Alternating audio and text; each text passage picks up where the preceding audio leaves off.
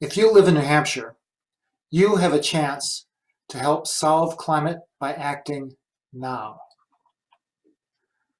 3,500 US economists say one policy is the best way to solve climate change. That was the largest public statement of economists ever. It included 33 New Hampshire economists. This policy is called carbon fee and dividend, or carbon cashback. One prominent New Hampshire economist who signed the statement is Dartmouth's Professor Charles Wheelan. Listen to what Professor Wheelan has to say. His main point is that the most effective and fair way to solve climate is, first, to put on a slowly rising fee on carbon sources like coal and oil. Second, send all the money back to citizens in equal shares. And third, tax products from countries who do not price carbon. Here is what Professor Wheelan has to say. My name is Charlie Wheelan. I teach public policy at Dartmouth College. I got my PhD from the University of Chicago, and I've spent the last 25 years working on issues related to economics, public policy, finance, and related topics.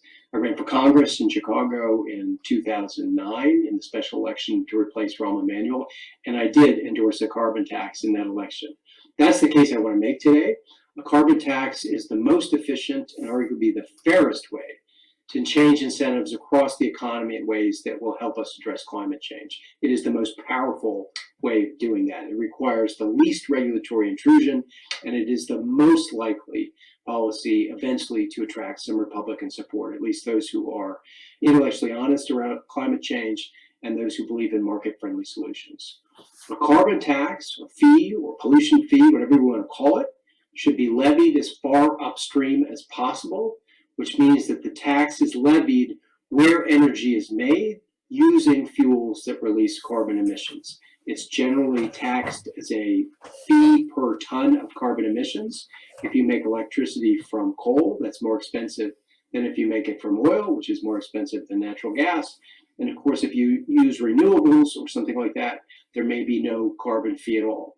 The most important thing, though, is that all products and services in the economy that use those carbon-based fuels now reflect the price of that carbon pollution. The more intensive the product is with regard to carbon-based energy, the more expensive it becomes. We want people, we need people across the economy to change their behavior. The best way to do that is with prices. We want people to insulate their attics. We want people to drive less. When they do drive, we want them to drive more fuel-efficient vehicles. We want them to air condition their houses less or turn the thermostat down. We want people to carpool. We want people to live closer to where they live. We can't, or at least not reasonably, regulate all of those behaviors. It's not something we would want to do anyway. The power of a carbon tax is that it encourages people to do those things in a market-friendly way. When you go to shop for refrigerators, the one that was manufactured using the least carbon output is now the most attractive from a price standpoint. The one that uses the least energy will cost less to operate. When people walk into a car showroom, they're always choosing the least expensive car, but now they will take the pollution of that car, both operating it and the manufacturing of it, into account. People who care about climate change will change their behavior, and people who don't will also change their behavior. Now, once you change behavior using a carbon tax, you're raising revenue based on the pollution that is generated. There are a number of things you could do with that revenue. You could spend it like any other kind of government revenue. You could use it to offset other taxes. The most politic and arguably the fairest thing to do with the revenue generated by any kind of carbon tax or fee would be to divide it up by the number of eligible tax-paying citizens and return it in the form of a carbon refund on a pro rata basis. Everybody gets the same carbon dividend. There are a number of features that are attractive about that. One is that a drawback of a carbon tax is that it has the potential to be regressive. People who are low income use a higher portion of their income on things like home heating oil, transportation, and the like. However, overall, their carbon footprint is likely to be smaller than average because their consumption is lower. That means that for the typical low-income person, the carbon dividend that they get back is most likely higher than the accumulated fees that they've paid as a result of the carbon tax. For people who are high income, who have large houses, private planes, and the like, their carbon dividend will not offset fully the price that they pay in terms of the carbon tax, and that's okay. This is a tax that is levied most heavily on those who are the biggest polluters and those who have the highest carbon footprint. There's one other important consideration, which is that we should probably levy a border adjustment or a carbon tariff, you can call it again what you like, on imports into the United States based on our estimate of their carbon impact. So, for example, if steel is made in Japan or China, we can estimate what the carbon impact of manufacturing that steel is, and we levy a carbon tax on that import that would be similar to the carbon tax in the United States if it had been manufactured in the same way here. That does a number of things. One is it discourages firms from moving their polluting activities offshore.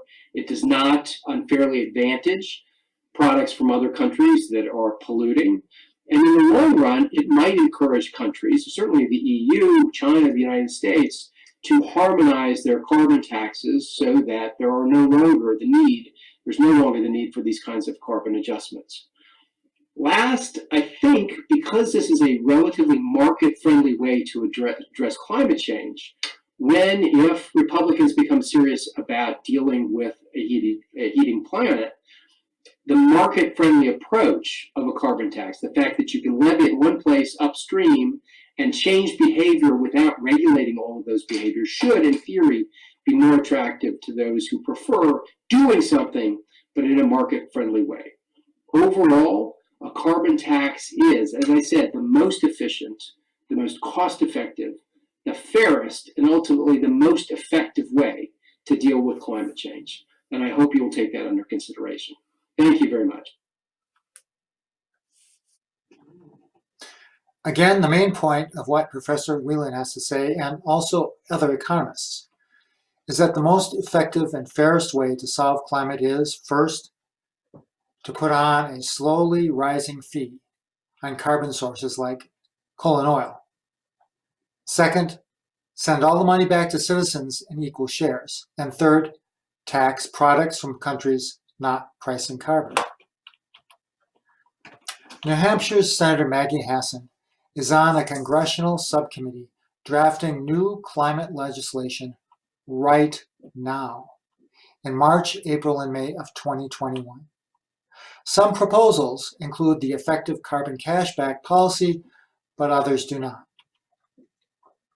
As soon as you can, please ask Senator Hassan and the other New Hampshire members of Congress to help solve climate by passing carbon cashback, or carbon fee and dividend. That includes, again, first, a slowly rising fee on carbon sources like coal and oil. Second, sending all the money back to citizens in equal shares. And third, taxing products from countries who don't price carbon. Right now, this is more important than giving money to an environmental group. It's more important than marching in a rally. It's more important than solarizing your house or buying a Tesla. This is a once-in-a-lifetime chance to do a very good thing. Do it for your children. Do it for your grandchildren. Do it for yourself. The next slide has contact information for New Hampshire members of Congress. You can copy it by hand or by taking a screenshot. Mention that you're a constituent. If calling after hours, leave a message. Here's the information. I'm going to leave the screen up a while so you can write down the information or take a screenshot. And while I do that, I'm going to play some music so you won't be bored and I won't be bored. Let's see here.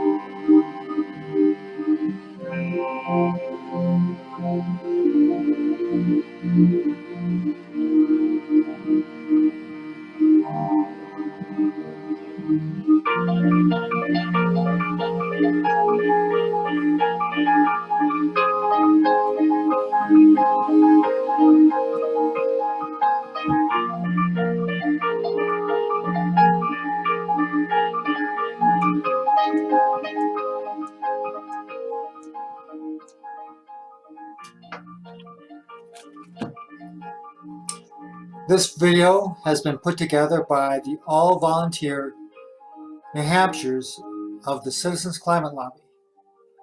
Learn about CCL at citizensclimatelobby.org.